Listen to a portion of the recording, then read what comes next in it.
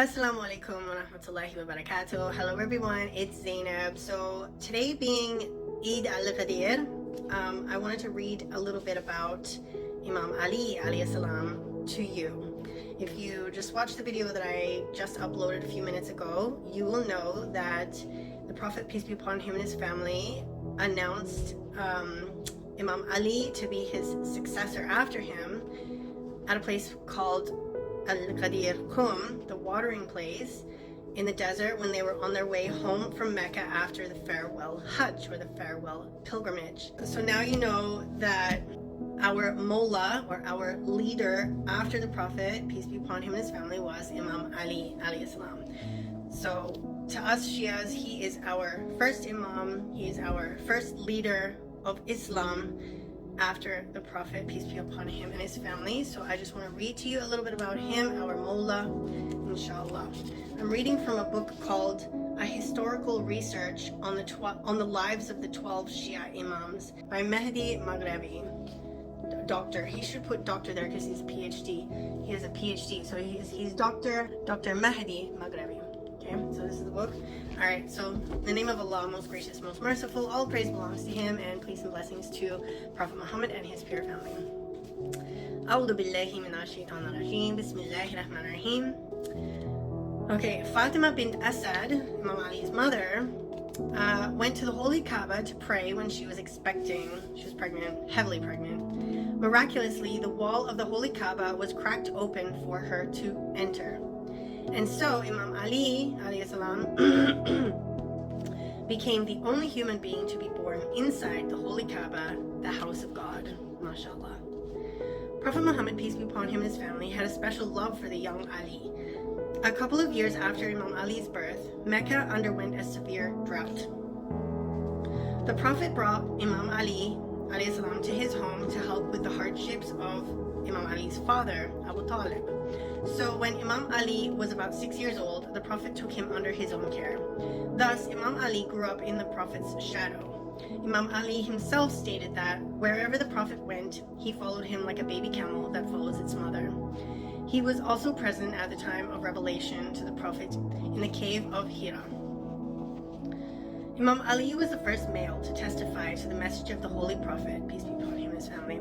He showed his support from the day after the first revelation. 3 years following the revelation, the Prophet was commanded by Allah to spread the message to his own folk. He invited his family to a banquet and proclaimed the message of Islam to them and asked them 3 times for their support. It was only Imam Ali who offered his support to the Prophet at every call. The Prophet responded by saying, "Ali is my brother and my successor among you." People mocked the Prophet and Imam Ali for this announcement, since Imam Ali was just 13 years old.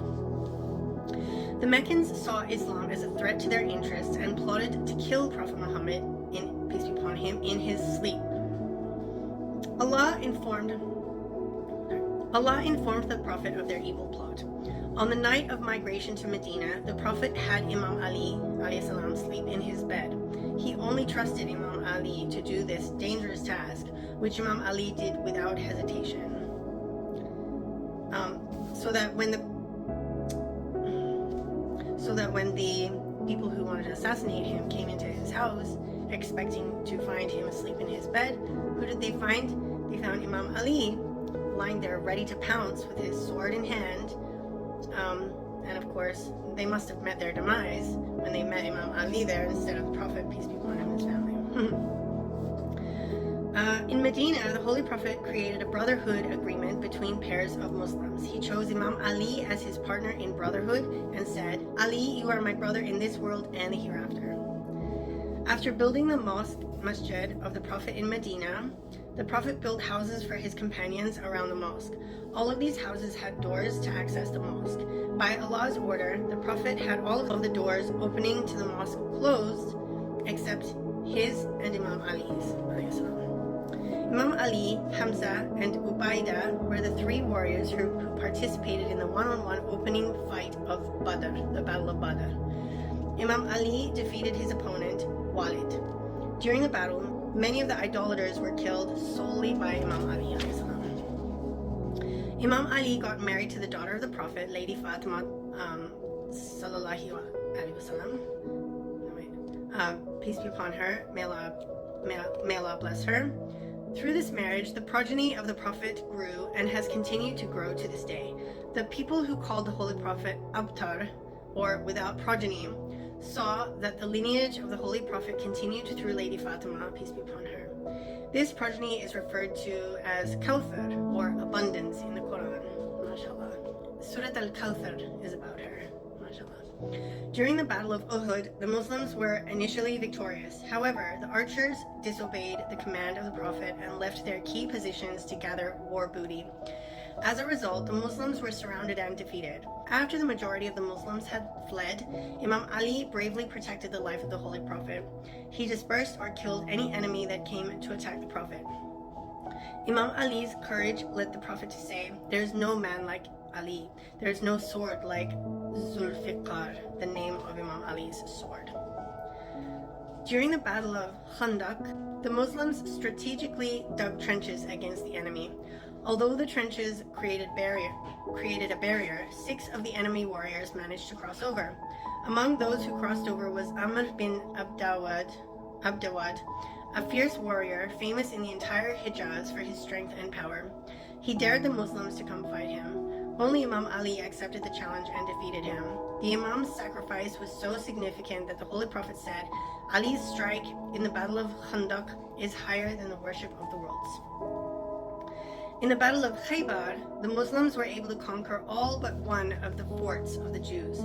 The Holy Prophet then selected Imam Ali as the commander of the army, and the Imam defeated the well-known and fearsome warrior outside the fort and eventually opened the giant door leading inside the fort. After the Muslims had conquered Mecca, the Prophet ordered to cleanse the Holy Kaaba of the idols. Mounting on the shoulders of the Holy Prophet, Imam Ali helped destroy the idols. Imam Ali had accompanied the Holy Prophet in all the battles except for the Battle of Tabuk, in which the Holy Prophet commanded Imam Ali to be his successor in his absence. This was because the Holy Prophet knew that in his absence, the hypocrites would revolt. During this incident, the hypocrites spread rumors that the relationship between the Imam and the Prophet had weakened. The Imam rushed to reach the Prophet and informed him of the situation. The Holy Prophet said to him, "You are to me like Harun was to Musa, except that there is no prophet after me." By the order of Allah, Imam Ali was appointed to deliver the verses for suppression of idol worship during the Hajj season to all of the Arab tribes. After discussing Christian beliefs with the Holy Prophet, the Christians of Najran refused to accept Islam, but were willing to do Mubahila, cursing of the untruthful. To the surprise of the Christians, the Holy Prophet did not bring an army or his companions. Instead, he brought his family, Imam Ali, Lady Fatima, Imam Hassan, and Imam Hussein, alayhum salam.